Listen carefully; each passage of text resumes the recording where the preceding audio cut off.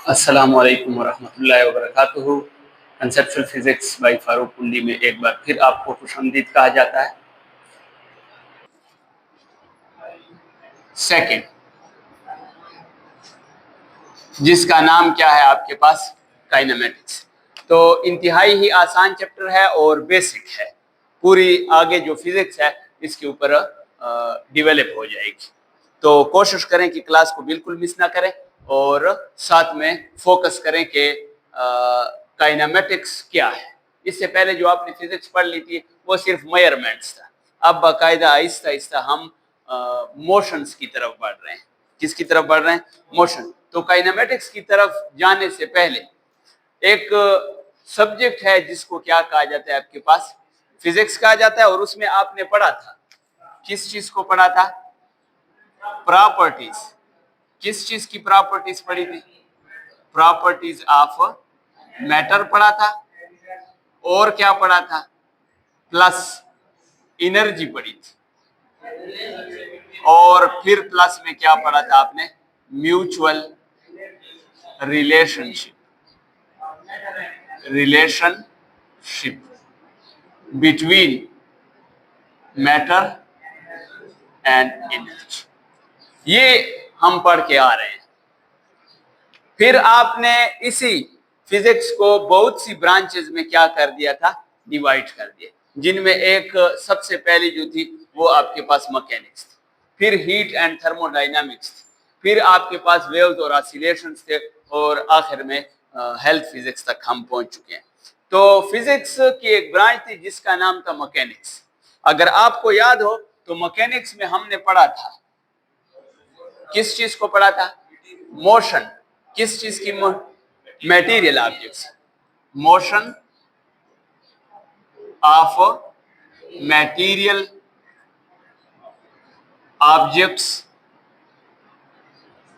Under action of force.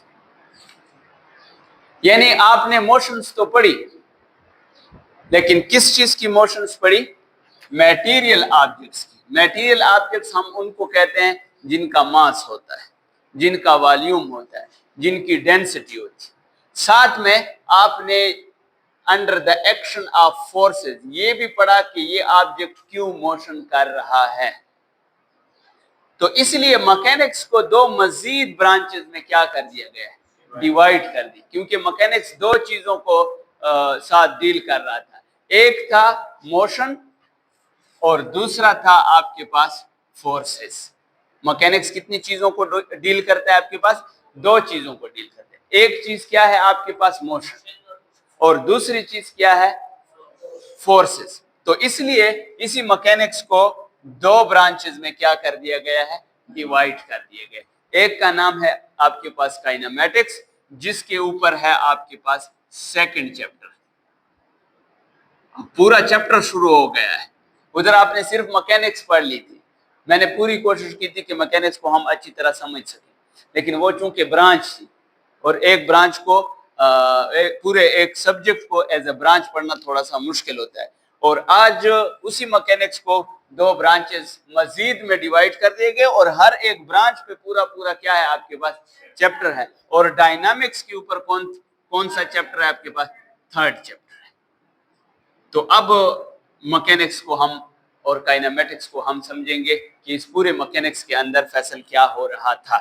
तो इसलिए kinematics को हम डिफाइन करते हैं। डिफाइन करने से पहले वो कहते हैं कि द वर्ड काइनेमेटिक्स, ये जो लफ्ज काइनेमेटिक्स है, ये खुद एक और वर्ड, जिसका जो कौन सा वर्ड था आपके पास? ग्रीक वर्ड, उससे आया है, आसिम। और वो वर्ड क्या था आपके पास? ग्रीक वाले इसी काइनेमेटिक्स को क्या कहते थे? काइनेसिस।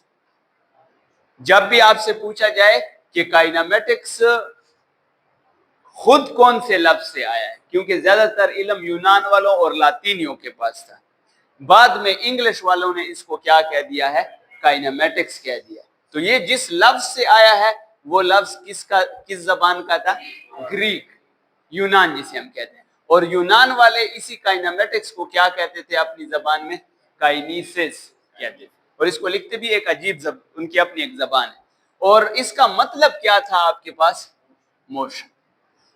अक्सर बच्चों ने एक लफ्ज सुना होगा जिसको हम कहते हैं काइनेटिक एनर्जी, हर की तवानाई। कौन सी तवानाई? तो ये जो हर की तवानाई है ये असल में वही काइनेमेटिक्स और काइनेसिस की वजह से आई।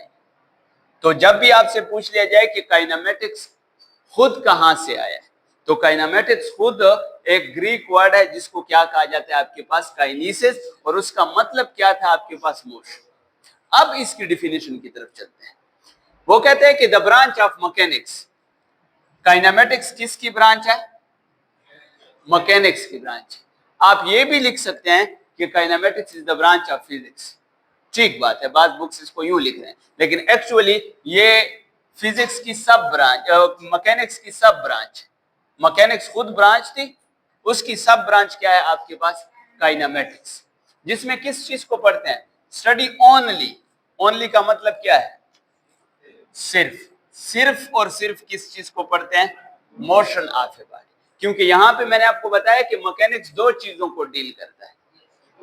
एक क्या है आपके पास? मोशन, और दूसरा उसी मोशन, दूसरा क्या है आपके पास? फोर्सेस।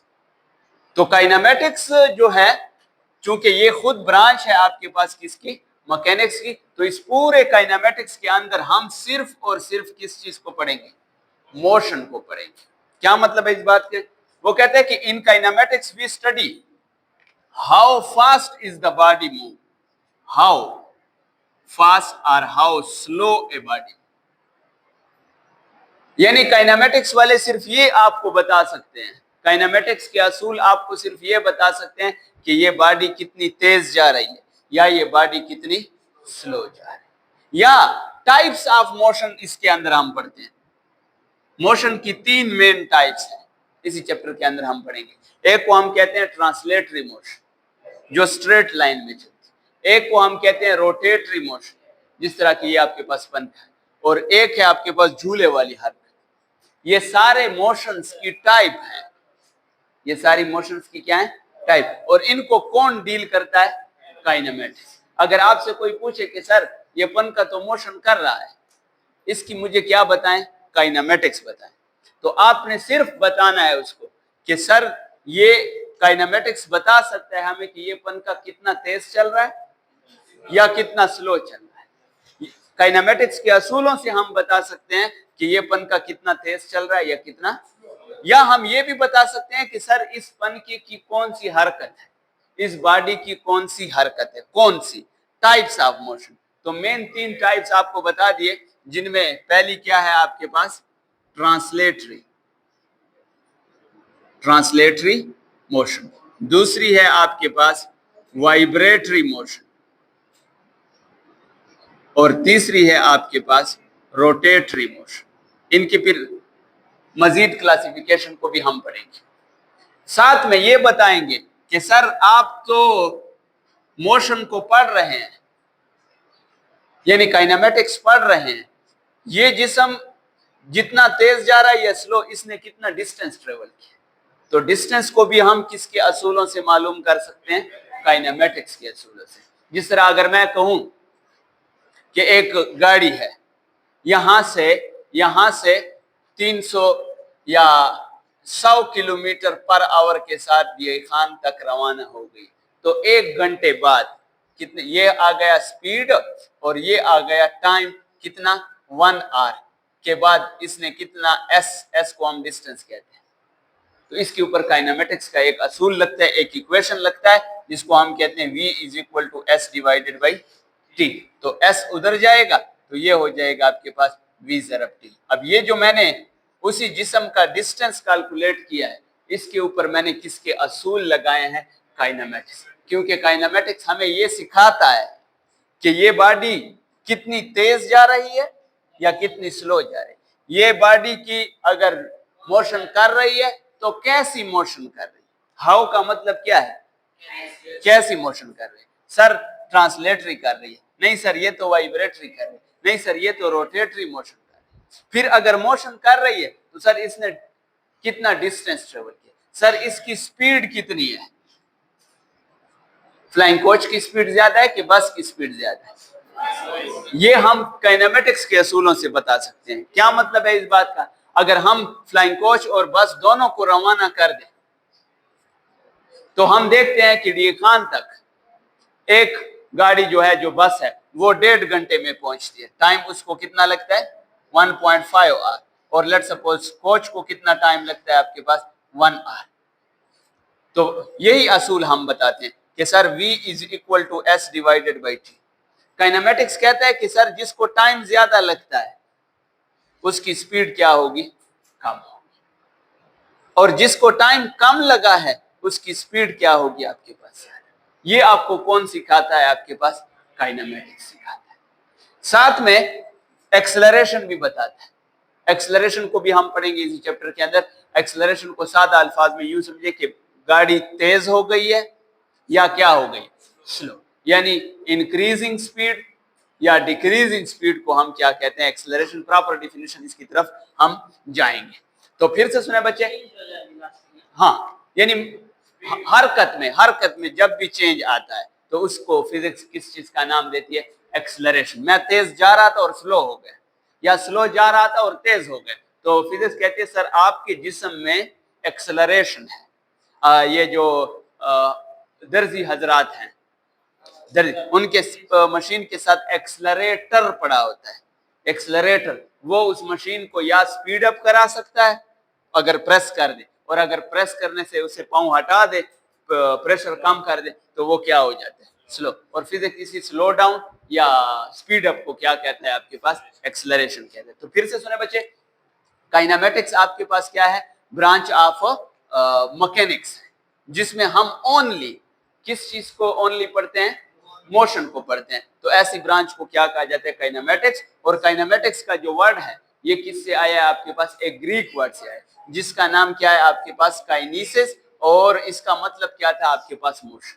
और काइनेमेटिक्स में हम किस चीज को पढ़ते हैं कि how fast is the body moving, जिस्म कितना तेज जा रहा है या जिस्म कितना स्लो जा रहा है, या आपके पास ये जो हरकत हो रही है सर, जिसको आप पढ़ तो रहे हैं, ये कौन से टाइप की है? अब अक्सर बच्चे बैठे होते हैं, जैसे आयान है, ये पांव को हिला रहा है। अब ये मोशन तो है, लेकिन कैसी मोशन है? अगर मैंने कैसी का लफ्ज इस्तेमाल कर दिया तो फौरन समझ जाए कि सर इसके ऊपर काइनेमेटिक्स के असूल लगेंगे। सर कौन सी मोशन है? रोटेटरी है, वाइब्रेटरी है। सर कितनी स्पीड से जा रहा है? सर इसको कितना टाइम लगेगा? एक मजे की बात आपको बता दूं, फिजिक्स एक ऐसी साइंस है जो प्रिडिक्ट करता है। क्या करता है? प्रिडिक्ट। किस चीज को प्रिडिक्ट करता है? फ्यूचर को प्रिडिक्ट करता है। किसके फ्यूचर को? ऑफ एनी बॉडी या पार्टिकल। किसी भी पार्टिकल के फ्यूचर को कौन डिसाइड करता है या कौन प्रिडिक्ट करता है? फिजिक्स। जिस तरह अगर आप इसकी आसान एग्जांपल हम ले लेते हैं कि आपके पास लास्ट वन कि आपका दोस्त या आपका भाई या आपका कोई रिश्तेदार डी खान में है और आप उसे कहें कि मैंने भाई यहाँ से किताबें दे दी हैं, 10 बजे रवाना हो गए, आप 11 बजे वहां पे पहुंचे।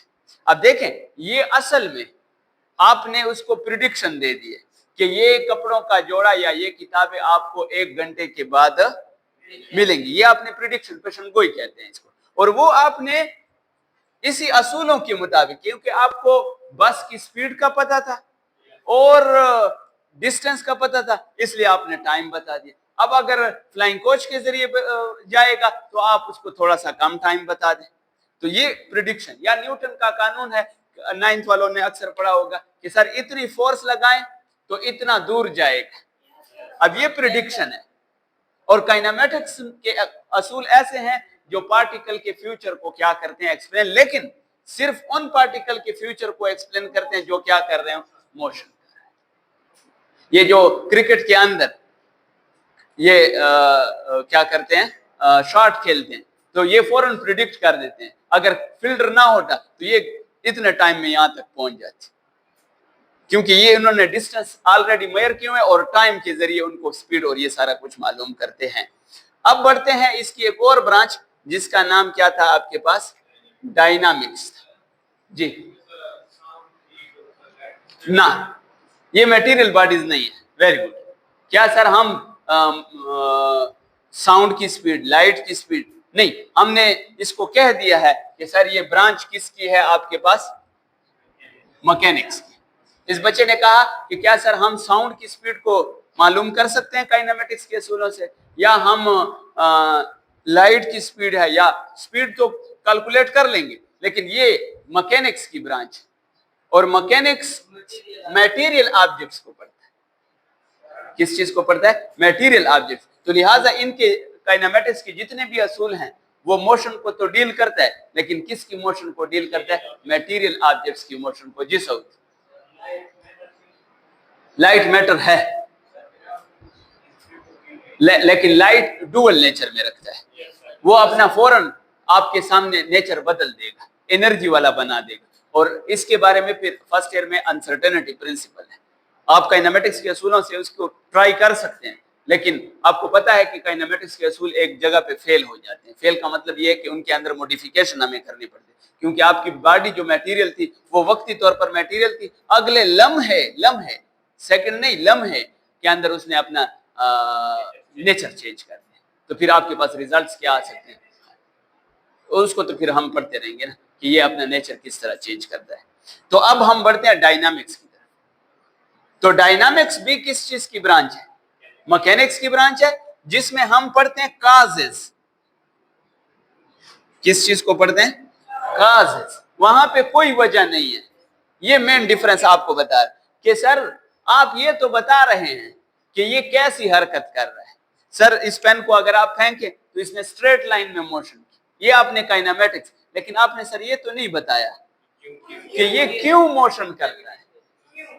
क्यों के लिए आपको असूल पढ़ने होंगे फैसल, किस चीज के, डायनामिक्स। क्योंकि डायनामिक्स ऐसी मैकेनिक्स है जो आपको एक्सप्लेन करके देता है। किस चीज को एक्सप्लेन करता है, काजेज ऑफ मोशन।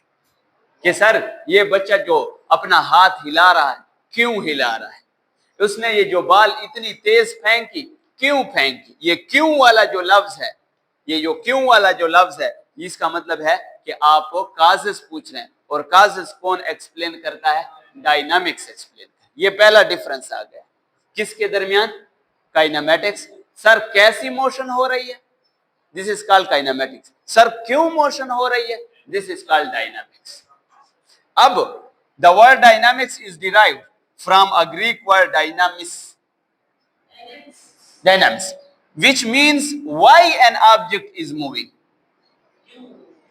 ऑब्जेक्ट ने सर क्यों मोशन की, जिस तरह भी मोशन करता है उसके साथ मेरा कोई काम नहीं है, लेकिन सर आप मुझे ये बताएं कि इस ऑब्जेक्ट ने मोशन क्यों की।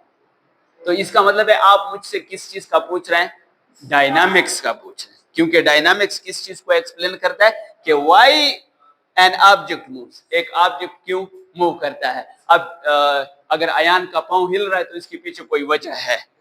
ये पंखा अगर चल रहा है तो इसके पीछे कोई वजह है, समझ आ रही। अब ये मोटरसाइकिल अगर चल रहा है तो इसके पीछे कोई वजह है। सर कितनी स्पीड के साथ चला गया, ये आप क्या कर रहे हैं, काइनेमेटिक्स। यानी स्पीडोमीटर वर्क करता है काइनेमेटिक्स के साथ, क्योंकि वो ये एक्सप्लेन करता है कि एक गाड़ी कितनी तेजी से जा रही है। और इंजन के जो असूल हैं वो आपको डायनामिक्स बताता है। ये दोनों एक साथ हो सकते हैं। दोनों एक साथ किस चीज में पड़े हुए, मैकेनिक। यानी आप एक चलती हुई गाड़ी की अगर दोनों चीजें बता रहे हैं कि सर ये गाड़ी क्यों हरकत कर रही है, सर इस गाड़ी ने कैसी हरकत की, ये दोनों को आप बैक वक्त एक्सप्लेन करें, फिर हम कहते हैं सर इसके लिए हमने मैकेनिक्स के असूल पढ़े हैं।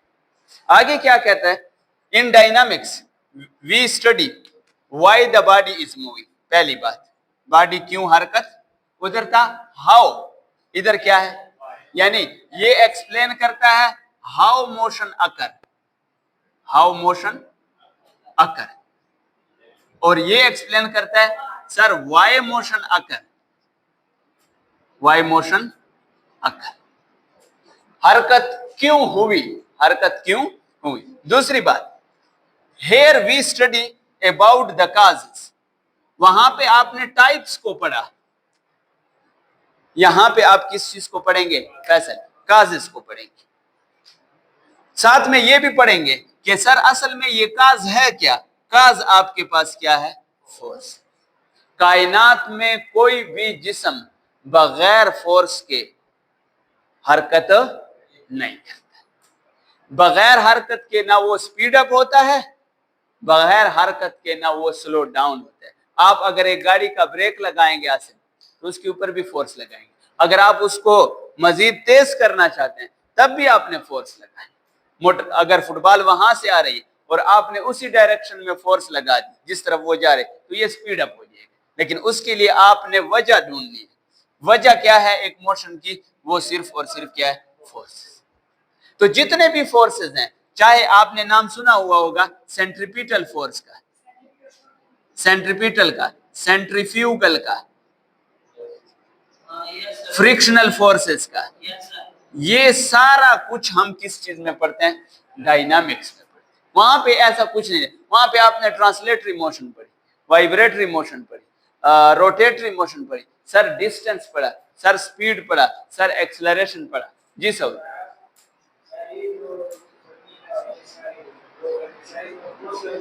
हाँ इसमें फोर्स लगते, इसको थोड़ा सा आपको आइडिया दे दूंगा। उस दिन आप यही चीजें मांग रहे थे, फिर मैंने आपको सेंड करके दिए हैं कि 5वें चैप्टर में, 5th चैप्टर में जो आप ग्रेविटेशन पढ़ते हैं, सन के गिर्द अगर अर्थ घूम रही है तो सर क्यों घूम रही है?